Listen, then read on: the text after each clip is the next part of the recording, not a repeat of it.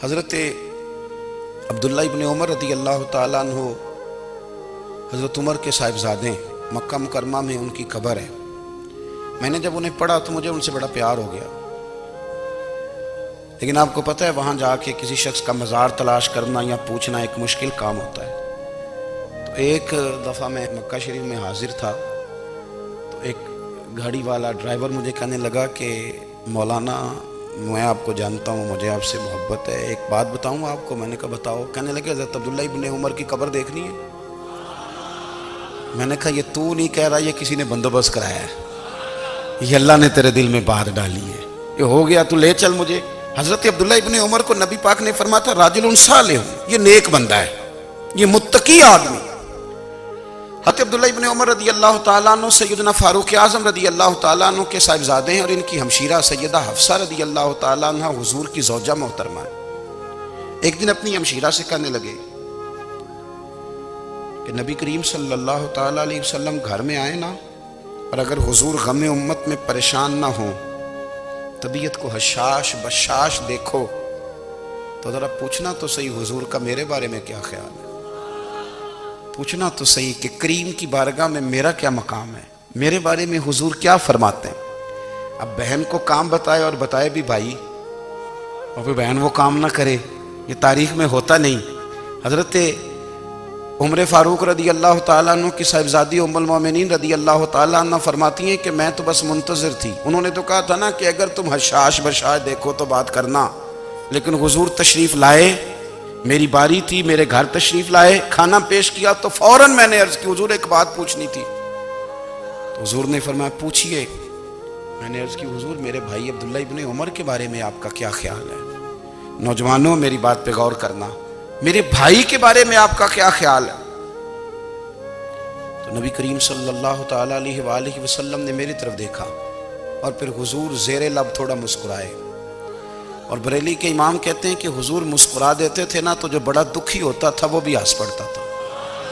اب سوال پیدا ہوتا تھا کہ پھر تو اس مسکراہٹ کے لیے انتظار کرنا پڑتا ہوگا کئی مہینے کہ حضور مسکرائیں تو رونے والے ہنسیں، تو اعلیٰ حضرت فرماتے نہیں، انتظار نہیں کرنا پڑتا، یہ مسکراتے رہنا تو حضور کی عادت ہے۔ جس کی تسکین سے روتے ہوئے ہنس پڑے، اس تبسم کی عادت پہ لاکھوں سلام۔ یعنی یہ تو عادت ہے حضور کی مسکراتے رہنا، اس کے لیے انتظار نہیں کرنا پڑتا۔ بھائیو آپ خیال رکھیں گے، غور کریں گے، حضرت عبداللہ ابن عمر رضی اللہ تعالیٰ عنہ کے بارے میں پوچھا تو سیدہ فرماتی ہیں کہ نبی کریم صلی اللہ تعالیٰ علیہ وسلم نہ زیر لب مسکرائے اور فرمایا حفصہ تیرا بھائی ہے تو اچھا، لیکن میں نے سنا ہے کہ عشاء کی نماز پڑھتا ہے تو فجر تک سویا ہی رہتا ہے۔ او نوجوانوں، 10 بجے تک سونے کی بات نہیں ہوئی، 9 بجے تک سونے کی بات نہیں ہوئی، 11 بجے اٹھنے کی بات نہیں۔ حضور فرمانے لگے میں نے سنا ہے کہ عشاء کی نماز پڑھ کے سو جاتا ہے اور فجر تک سویا ہی رہتا ہے، اسے چاہیے کہ تہجد کے وقت اٹھا کرے، اللہ کی بارگاہ میں حاضر ہوا کرے، آہوزاری کرے، سجدے کرے، عبادت کرے، اٹھتا ہے اور فجر میں جا کے اٹھتا ہے۔ حضرت جناب حفصہ رضی اللہ تعالیٰ عنہ کہتی ہے میں نے جناب عبداللہ ابن عمر کو پیغام دیا اور میں نے کہا میرے جوان بھائی سن، نبی پاک نے فرمایا ہے تو اچھا پر تہجد میں نہیں اٹھتا، نفل نہیں پڑھتا۔ او میری ملت کے جوانوں، مزہ نہیں آ جاتا جب ساری دنیا سوئی ہو، ساری دنیا، اور بستر بھی گرم ہو اور نیند بھی پورا غلبہ کر رہی ہو، اور اچانک گھنٹی بجے دماغ میں، آنکھ کھلے، گھڑی پہ نظر پڑے، 3:30 4 بجے کا پیغام گھڑی بتائے، اور کوئی چڑھتی جوانی والا اٹھ کے وضو کرے، اور جب وہ مصلی کھول کے بچھائے تو مدینے والے محبوب کہتے ہیں کہ ہر نماز پہ رب ثواب دیتا ہے، اور جو اٹھ کے تہجد کی نماز پڑھے اسے دیکھ کے تو رب مسکراتا ہے، جو اس کی شان کے لائق ہے، جو اس کی شان کے لائق، وہ مسکراتا ہے، خوش ہوتا ہے کہ میرا بندہ تہجد میں اٹھ گیا، وہ مسکراتا ہے۔ کاش ہماری صبحیں کبھی اپنے مالک کے نام ہو جائیں، کاش کے صبحیں۔ حضرت ابو الحسن رحمۃ اللہ تعالیٰ علیہ حضرت معاذ ابن جبل رضی اللہ تعالیٰ عنہ کے پاس بیٹھا کرتے تھے، فرماتے ہیں ان سے جو پیار بڑھا تو پھر میرا مصلی سے بھی بڑھ گیا۔ تابعی ہیں، फरमाते हैं सहाबी रसूल से मोहब्बत हुई तो जिक्र से भी हो गई, फिर दुरूद शरीफ से भी हो गई। मोहब्बत उनसे बढ़ी तो फिर अल्लाह ने मस्जिद का प्यार भी बढ़ा दिया। आप फरमाते हैं कि मेरी हर वक्त भी ये चाहती थी कि बस अल्लाह अल्लाह करूं, बस अल्लाह अल्लाह करूं, बस ना मैं ज़रा थोड़ी जान छुड़ाऊं लोगों से, कुछ 10 मिनट मिले तो मैं कुछ 4 नफल पढ़ लूँ, मैं थोड़ा सा ना बचूं लोगों से, और मुझे तस्बीह मिले तो मैं ना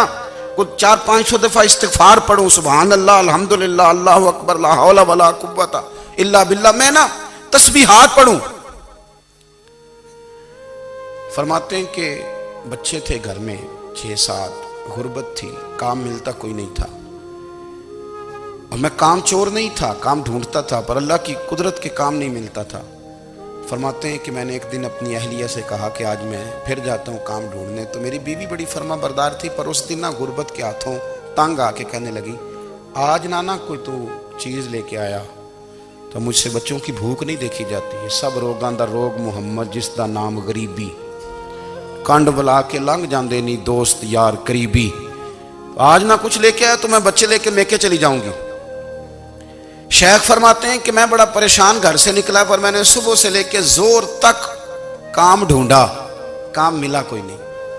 तो मेरे दिल में ख्याल आया चलो काम नहीं मिलता तो अल्लाह अल्लाह तो करे ना, चलो बंदों की मजदूरी नहीं मिलती तो रब करीम की इबादत ही करते हैं। फरमाते हैं कि मैंने ना फुरात के पानी से वुजू किया, नहर के, शदीद धूप थी, साथ रेत थी और रेत तप रही थी, मैंने अपना रुमाल वहीं मुसल्ला के तौर पर बिछा लिया, और फरमाते हैं कि जोर से लेकर असर तक नमाज पढ़ी, धूप भी पूरे जोर पे, पर मेरे सजदे का ज़ौक़ भी पूरे जोर पे। फरमाते हैं सूरज भी चमक रहा है और रब की इबादत का ज़ौक़ भी पूरे जोर पे, मैं सजदा करूं तो फिर मेरा उठाने को जी ना चाहे। मेरे उस्ताद लिखा करते थे, ये उनका शेर है, वो कहा करते थे, मुझे सोज दे, मुझे साज दे, और मुझे नीम शब का न्याज दे, दमे सजदा खुद को मैं तोड़ दूं, मुझे ऐसा ज़ौक़े नमाज दे, और मैं तेरी बहार का फूल हूं, मैं खिला भी हूं तो तेरे लिए, मुझे मेरी शाख से तोड़ ले, मुझे अपनी जुल्फ का नाज दे। भाई फरमाते हैं कि असर तक मैंने नफल पढ़े, दिल ढलने लगा, असर की नमाज पढ़ी और मैं वहां से चला। अब मैं जब निकलने लगा तो दिल में ख्याल आया कि छोटी छोटी दीवारें हैं घर की, बगैर कुछ लिए जाऊंगा तो बीवी दूर से देखेगी तो शोर करेगी कि फिर खाली हाथ आ गया है। कहते मैंने अपने उसी रुमाल में जिस पे मैंने नमाज पढ़ी थी ना, रुमाल में की आखिर पंजाबी जसाफा कहते हैं, उसी में ना मैंने कुछ रेत भर ली कि वो दूर से देखेगी तो समझेगी कुछ लेके आया है, चलो जाके उसे बता दूंगा कि आज फिर मजदूरी नहीं मिली। कहते हैं वो रेत लेकर जब मैं घर में गया तो पहले बीवी दरवाजे पे खड़ी होती थी, पूछती थी खाली हाथ आ गए हो, आज मैंने देखा तो है ही कोई नहीं। फरमाते हैं मैं अंदर दाखिल हुआ, सलाम लिए, कोने में मैंने वो रुमाल रख दिया और मैंने आवाज दी कि भली मानस कहाँ हो, तो वो कहने लगी आप मुंह हाथ धो ले, मैं रोटी लेके आई। मैंने कहा रोटी कहां से आ गई, यहां तो कई दिनों के फाके, तो कई दिनों की गुर्बत है, यहां तो इस घर में तो फकीरी है।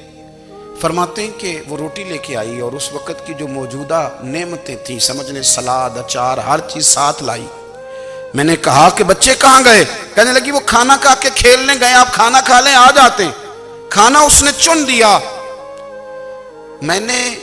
हैरत अंगेज लहजे में सारी नेमतें अपने दस्तरखान पे देख करके बीवी से पूछा ये कहां से आया खाना, बच्चों को तूने कहां से खाना खिलाया, ये सारा कुछ कैसा है। तो कहने लगी पता नहीं आज आप किस करीम की मजदूरी करने चले गए थे, पता नहीं किस करीम की, मेरे घर में तो इतनी नेमतें आई हैं कि मुझसे संभाली नहीं जा रही, इतना अनाज है, इतना गंदुम है, किस करीम के दरवाजे आज चले गए थे। ये कहते कहते वो उठी और उठ करके कहने लगी पहले बड़ा कुछ आया था, अब क्या ले आए हो। और जा करके ना उसने वो रेत वाला रुमाल खोला, कहने लगे मैं तो लेके आया था रेत, तो मेरे रब ने उसे भी सोने और हीरे बना दिया था।